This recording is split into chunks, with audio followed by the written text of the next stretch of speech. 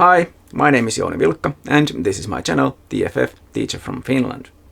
This video is about the mind or psyche as it is understood in psychology. It begins a section on the mental level of psychology in my Introduction to Psychology series. See the link in the description for more information. If you are interested in learning, subscribe to my channel and click the thumbs up button. We are able to have internal experiences, such as emotions and various motives, and to use our cognitive abilities to solve problems, memorize and recall things like names, create works of art, and so on. In the previous video, I talked about the biological level of psychology. But what is the connection of that biological level, that is our bodies, or especially of our brains, to the mind? In philosophy, this is called the mind-body problem. Several suggestions have been offered by philosophers. According to idealism, only the mind is truly real. The body and everything we observe is in some sense unreal, illusions depending on the mind. Dualism is the view that the mind and the body are made of different substances. There are different versions of dualism. Interactionism is a form of dualism that claims that the two substances somehow interact with each other. Parallelism is a form of dualism that denies any interaction between the two substances. They just happen to behave in parallel. Materialism does not accept the existence of the second substance. There are different versions of it as well. Reductive materialism claims that mental phenomena can be reduced to phenomena in the material body, such as brain chemistry. There is nothing more than that going on. Emergent materialism does not accept the existence of a second substance in addition to the material, but claims that mental phenomena still cannot be reduced to material phenomena. The mind is considered to be an entity that emerges from the material conditions, but is also more than merely the sum of its parts. More than merely physical phenomena in the brain, for example. These are just some philosophical views about what the mind is, but from the point of view of scientific psychology, it doesn't necessarily matter which of them, if any, is correct. What matters for science are the observable, real-world consequences of theories. Theories have to be testable somehow. They should be useful in generating hypotheses, predictions. A good theory could also lead to further theoretical work that generates more testable hypotheses. The problem with such philosophical views from the point of view of empirical and experimental science is that they rarely lead to testable hypotheses that could be used to select the one that most fits the observations. As long as they all predict the same phenomena, there is nothing empirical separating them, and they can only be assessed on their philosophical merits. I will thus leave that for a future philosophy course and move on to what is of more interest in psychology, what the mind does. One very interesting aspect of the mind is that only part of the contents and processes of the mind are within consciousness. We can focus our attention on something or recall memories by conscious effort, but we are not conscious of most of the things our minds do. Even the mental models that direct our attention are largely outside of our consciousness. There are two ways of thinking about the unconscious part of the mind within psychology. The one probably more well known among the general public is the one associated with Sigmund Freud. It is the view shared by the psychodynamic school of psychology in general, as it is at the heart of the idea of dynamic forces within the psyche that gives this school its name.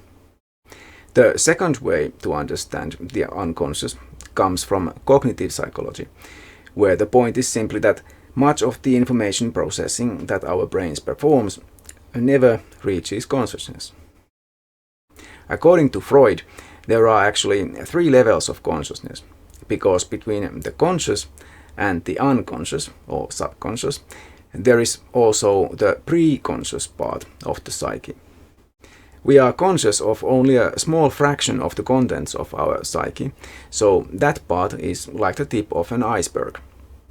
While we are not conscious of most of those contents, as they remain deep below the surface, there are parts close to the surface. This is the preconscious part of the psyche, where our memories are stored to be called up when needed, without too much difficulty. Most psychological problems seem to originate from within the properly unconscious parts of the psyche, the domain of the id, where our primitive and irrational desires arise from. These desires come into conflict with our superego, which is partly within our conscious mind. That is the source of our conscience and adopted morality. We can consciously think about our moral choices, but whether we do so or not, the superego will punish us with unpleasant emotions like feelings of guilt and shame.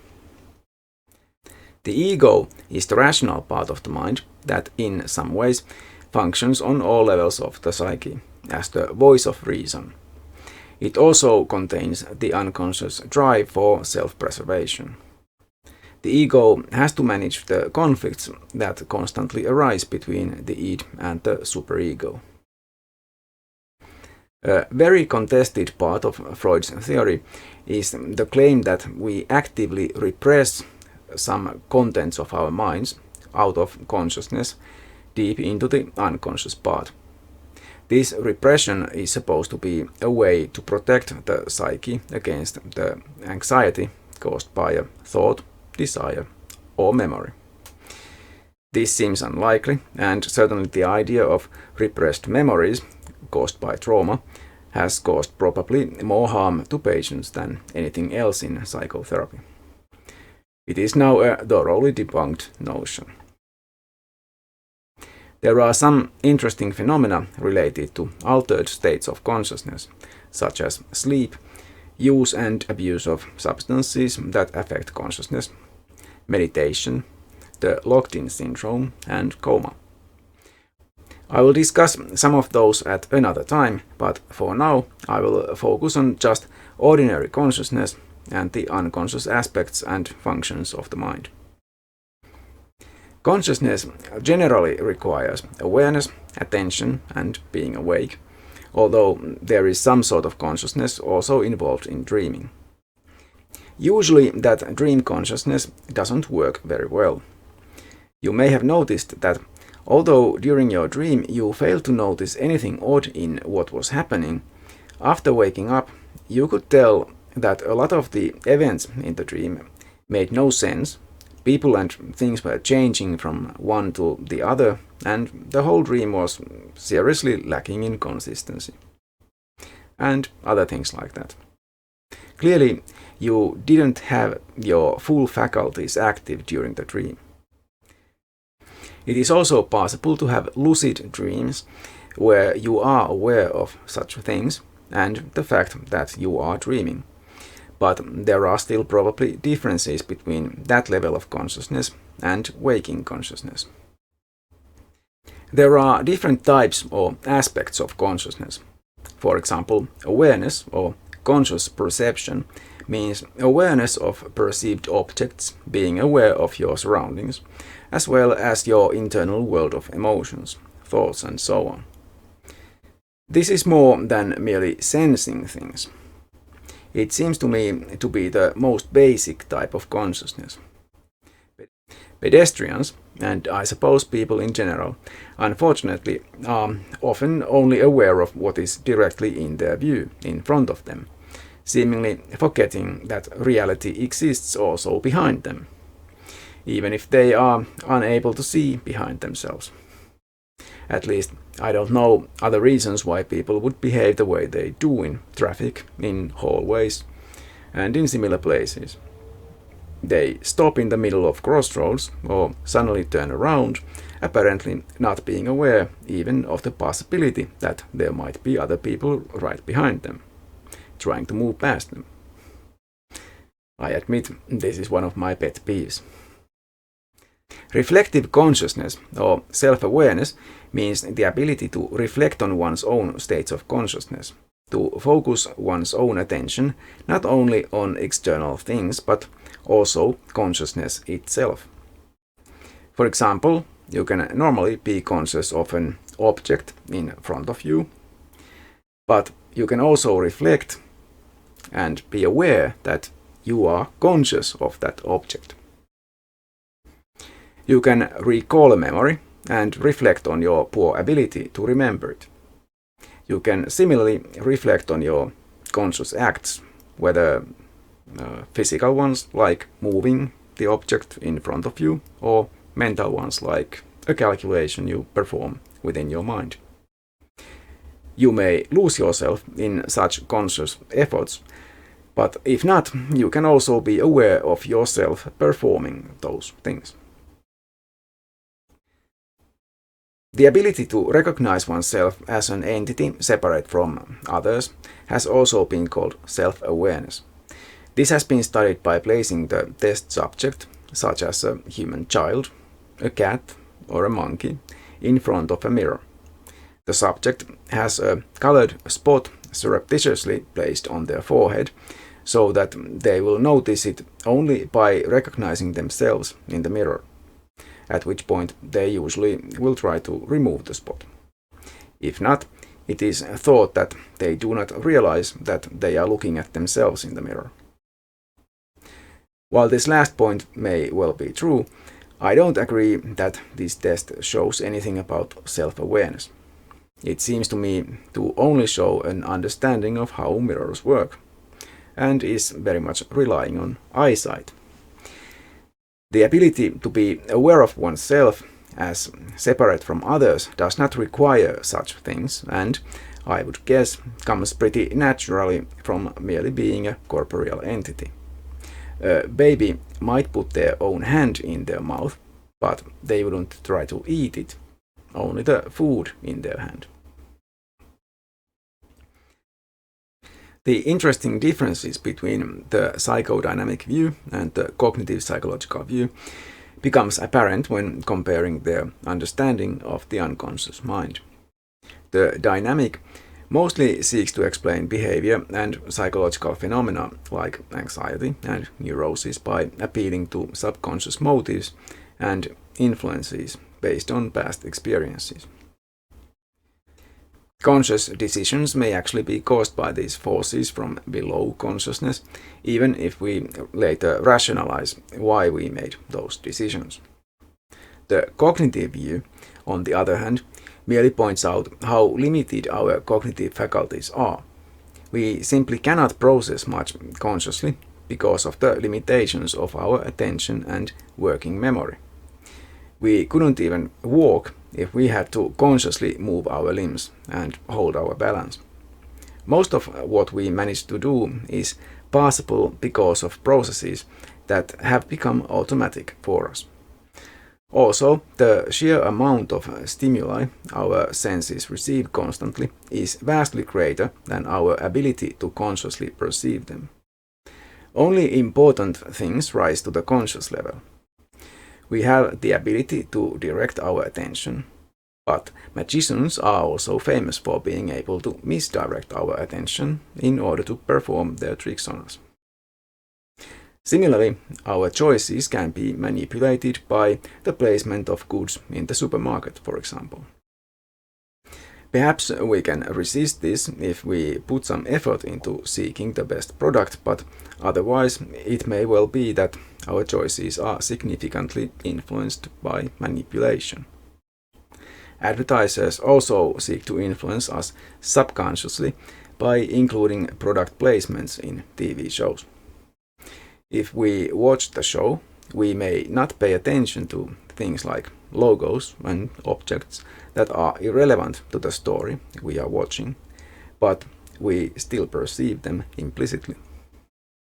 It is also possible that our implicit perceptions, that is, perceiving something without being aware of it, affect our mental processes in other ways than affecting our purchasing habits.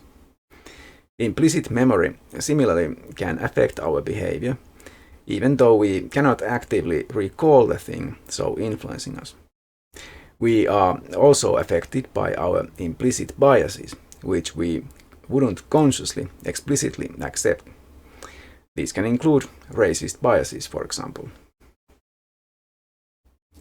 We are also able to perform well, apparently without forming explicit episodic memories of what happened. You may have experienced this yourself. It is very common. Perhaps you frequently drive or ride a bike through the same route to work or school, say. You may have sometimes noticed that you have no recollection of the past 15 minutes or half an hour, although you realize you must have been driving or riding as usual. Nothing special occurred and you were perhaps lost in thought, and now suddenly you are already at your destination. That is possible because so much of the processes involved were automated and didn't require conscious thought, and as a result, you also fail to form explicit memories of what happened. It seems also possible to cause someone to be unable to explicitly remember events by way of post-hypnotic amnesia. A hypnotized subject can be instructed to forget what occurred while under hypnosis. The subject's implicit memory will not be affected. The memory of the event will thus influence the subject like any other implicit memory. They may be also able to recall the event with the prompt they were given during the hypnosis session. Sometimes it is better to not even try to solve a problem or remember something consciously. When you stop trying and focus on other things, your subconscious processes may do the work more efficiently, and suddenly you have an epiphany, or you suddenly vividly remember where you had put your keys or whatever it was you needed to remember. All of the above phenomena are studied by psychologists, of course. There are also many other phenomena studied by psychologists focusing on the mental level. I will discuss such things in the following videos. I thought it fitting to start with what seems to me the most clearly mental subject matter, the mind and consciousness itself. If you found this video interesting, you might also be interested in my series Introduction to Philosophy and Critical Thinking. I'll include the link to the playlist below just in case. That's all from me this time. Bye! If you wish to support my channel, please click thumbs up, subscribe and share my videos. Any comments on the videos would also be welcome.